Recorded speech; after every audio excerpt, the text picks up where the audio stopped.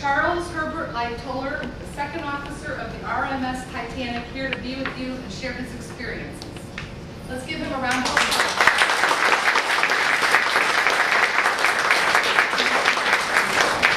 Good evening, ladies and gentlemen. How are we all doing this fine night? I am so glad to hear it. My name is Charles Herbert Lightoller, at your service. And I am a sailor. And you know, in my very long lifetime, I served on many sailing ships of all different types. But you're probably most interested in one particularly infamous ship, aren't you? Yes? Do you know the name of that ship you're interested in? What is it? The Titanic, absolutely. But you know, before I tell you about that, why don't I tell you a little bit about how I came to be the second officer on the RMS Titanic, because it's quite an interesting story in itself. You see, I was born in Crawley, Lancashire, England, all the way back on the 30th of March in 1874. It's a very long time ago now, isn't it? What year is it today? 2002, absolutely. And you know, in 1874, England was the greatest maritime power on the entire earth. And when I was a very young boy, I decided that I wanted to be a part of that great empire. So at the young age of 13, how many of you are 13 years old? Any of you? How many of you are almost 13? How many of you really look forward to becoming 13? When I was just 13 years old, I signed on with my very first ship. And it was a 3-sky-sail yacht called the Primrose Hill. And it was on this ship that I learned that life at sea could be very harsh indeed. You know, I learned that life at sea meant cockroaches, and rats, and horrible food, and freezing cold, and scorching heat. But you know what? I loved it all the same. You see, the sea happened to be in my blood. And you know, on that ship, the Primrose Hill, it was called a 3-sky-sail yacht because the sky sails were sails that were at the very top of the masts, and they were 200 feet above the main deck. And my job as a young boy, only 13 years old, was to climb up 180 feet on rat lines and shinny up the last 20 feet by this little tiny wire. And no matter what the weather was like, whether it was windy or rainy or snowy, I had to unfurl these sails as the captain dictated to me. And you know what the saying was that there was one hand for yourself and one hand for the owner to unfurl the sails. But you know what? Nobody ever unfurled a sail with just one hand. So many young boys like myself often fell to their deaths on the decks of the ship or into the ocean below. But I was most fortunate indeed. As a matter of fact, they nicknamed me Lights. And many years later, they nicknamed me Lucky Lightoller.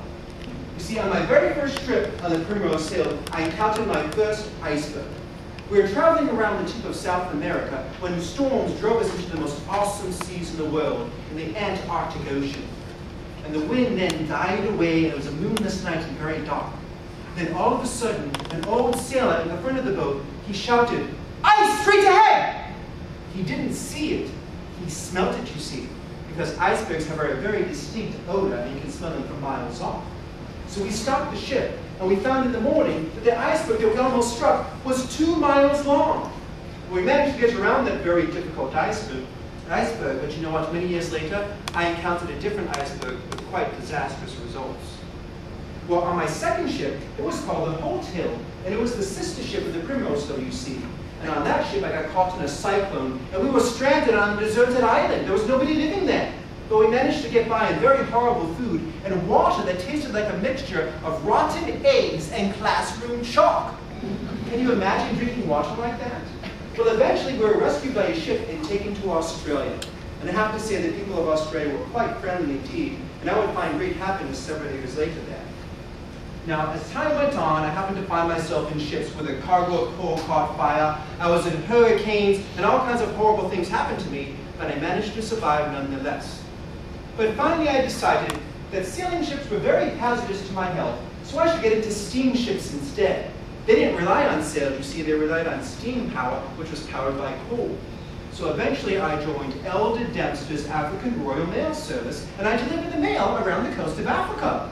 But wouldn't you know it, I went and caught malaria, which is a very bad disease indeed. So as that decision, I decided that sailing was not my career after all. So I went to Canada, because you know in Canada at the time of the turn of the century, people had found gold. Do you want to know what gold is? Yes, what color is gold? It's gold color, kind of a yellowish color, like your hair, isn't it? It's very lovely.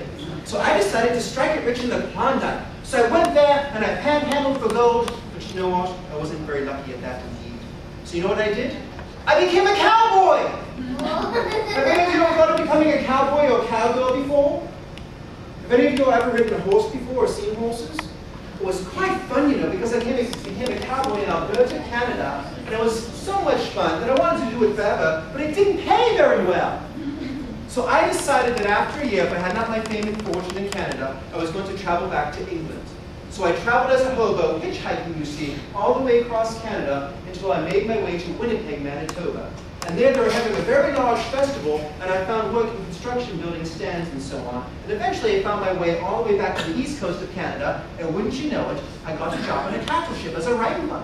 And there I worked my way back to England. Now when I went back to England, you see, I decided maybe I should go sailing after all. It had only been a year off, you see, a sort of vacation, you know. So I decided to get my master's certificate, and then I applied for a job with the premier line in all of England. Do you know what the name of that line was? Do you know, madam? The White Star Line, yes! A White Star for you, very good. The White Star Line right here.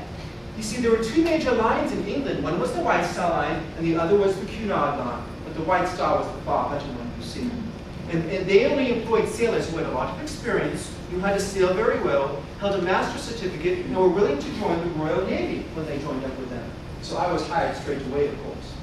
Now, in the early part of my career with the White Star Line, you can see the symbol right here is a red flag with a white star in it. I met Mr. William Murdoch, and we've become very good friends. Do any of you have good friends right now? Do you all have a best friend? Yes, Mr. William Murdoch became my best friend, and he also sailed on Titanic as the first officer. Now, another gentleman that I happened to meet in my early years with the White Star Line was a Captain Edward John Smith. And wouldn't you know it, what ship did he captain later on in life, do you think? Does anybody know?